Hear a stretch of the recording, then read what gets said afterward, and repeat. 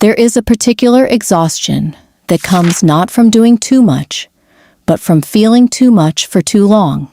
You know the one. It lives in the body, not the mind.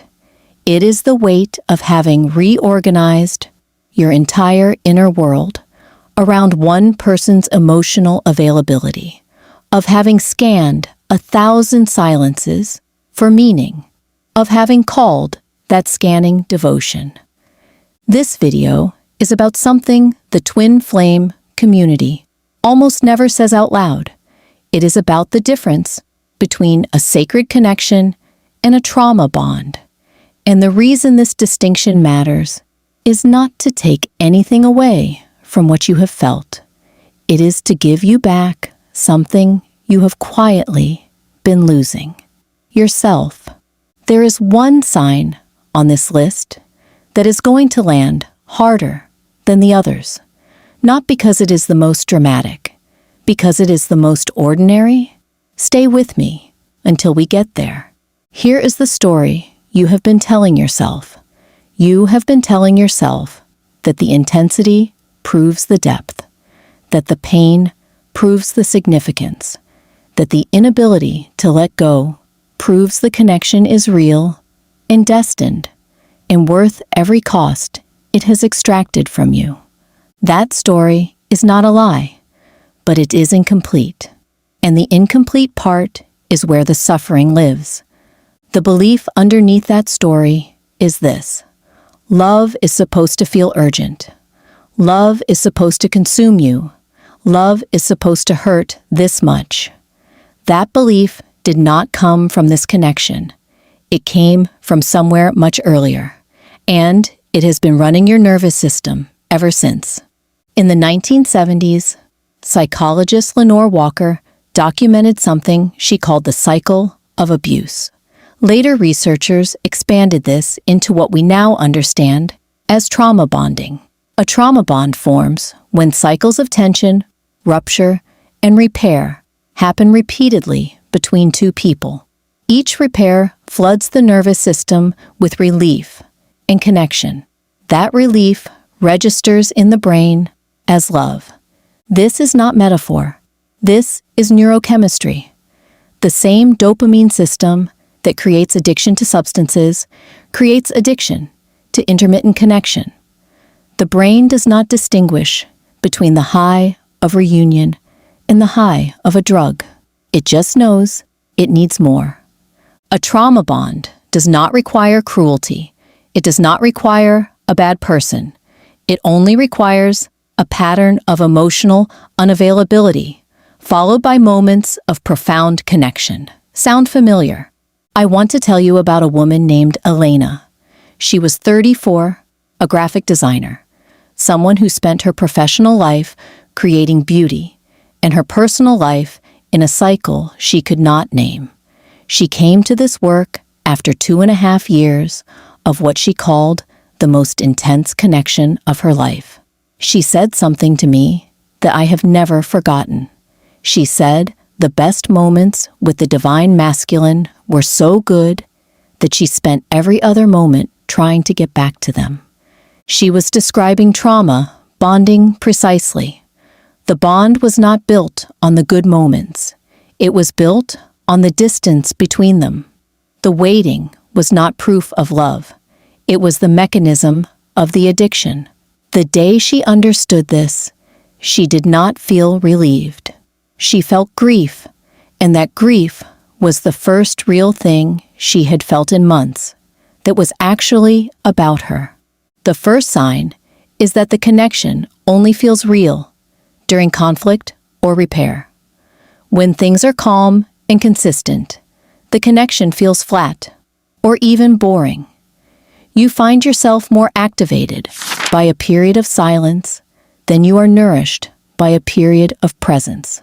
Your nervous system has been conditioned to read activation as connection. Calm has started to feel like absence. The second sign is that your self-concept is organized around this person.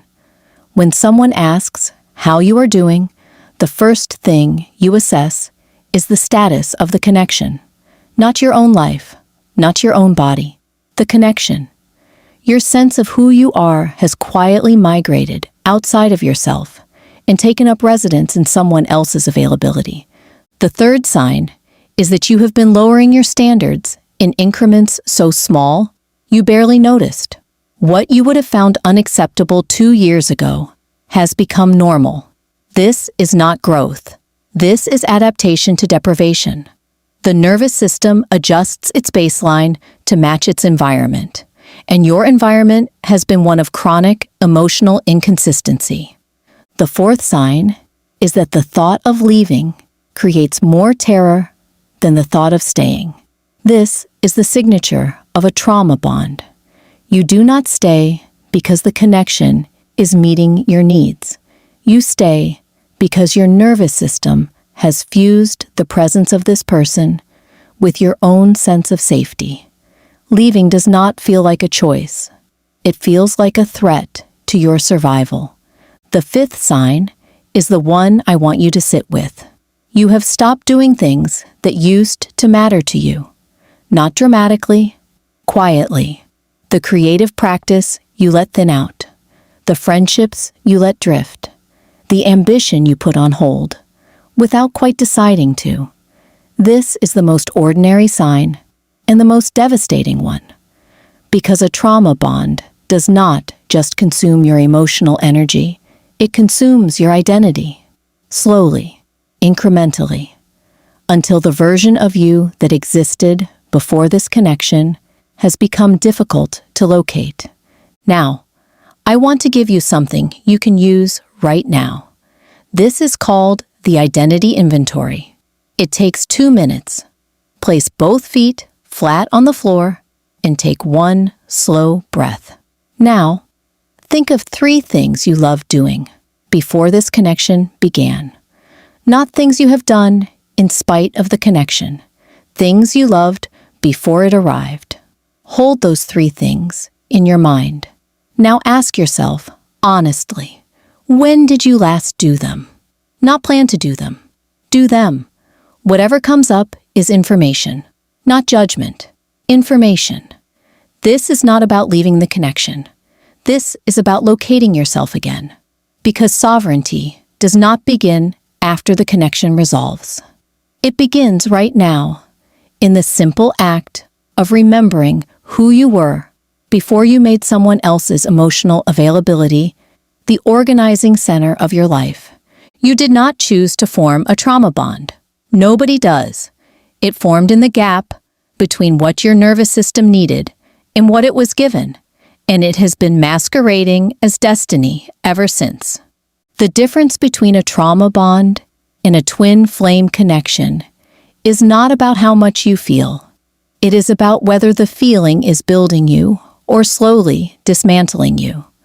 Whether the connection is calling you toward more of yourself or asking you to become less. You deserve a love that leaves you more intact, not less. Here is the question I want you to answer in the comments. Which of these 5 signs resonated most specifically, not generally? Name the one that described something you have actually experienced in your own life. Your answer might be exactly what someone else needs to read today. If this kind of honest and grounded perspective is what you have been looking for on the twin flame path, subscribe to Divine Flame Union, because we go deeper every week.